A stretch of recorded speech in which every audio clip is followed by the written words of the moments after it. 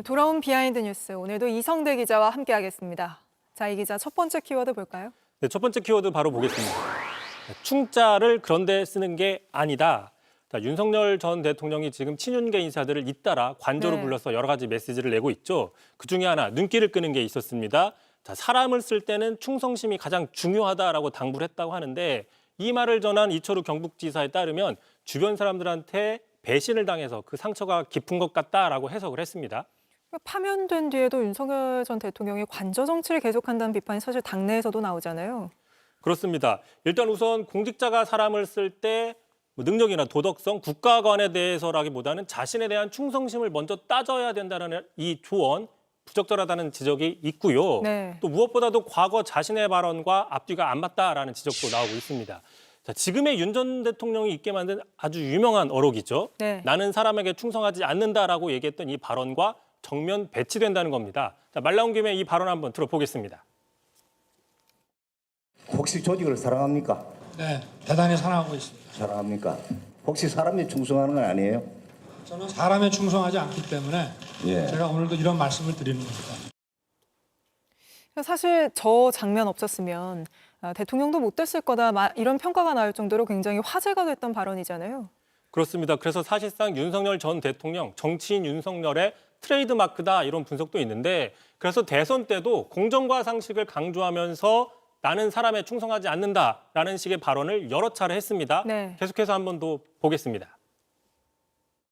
충성이라는 거는 충이라는 거는 그 대상이 국가와 국민이지 그 이외의 나머지는 충성의 대상이 아니에요. 충자라는 거는 그런 데다 쓰는 말이 아니에요.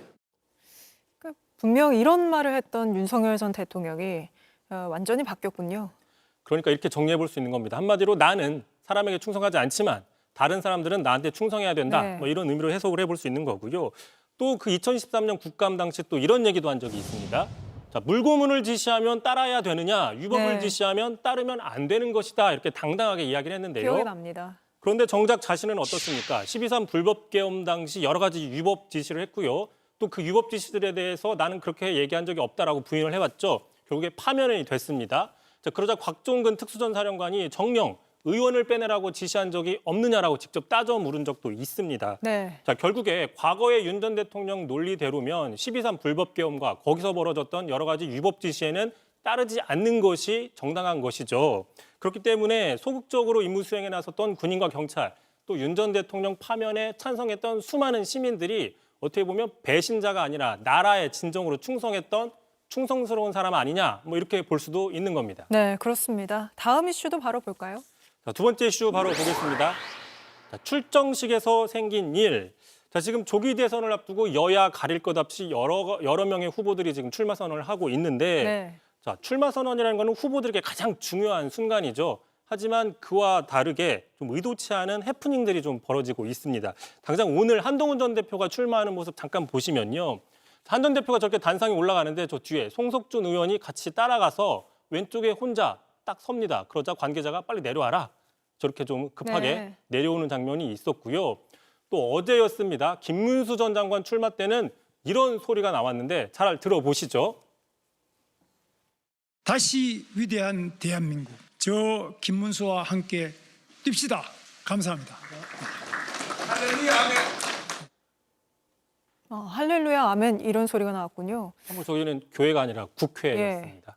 그런가 하면 야당에서도 해프닝이 있었다고요? 그렇습니다. 어제 김동연 경기지사는 또 출마 선언을 했는데 하필이면 유동인구가 많은 인천공항에서 출마 선언을 하다 보니까 말이 여러 번 끊기는 장면이 연출됐습니다. 이 장면도 한번 보고 가겠습니다.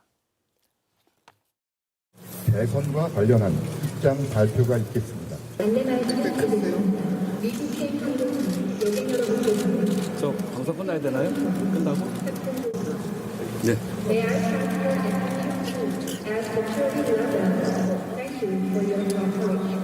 저는 제21대 대통령 선거에 출마합니다.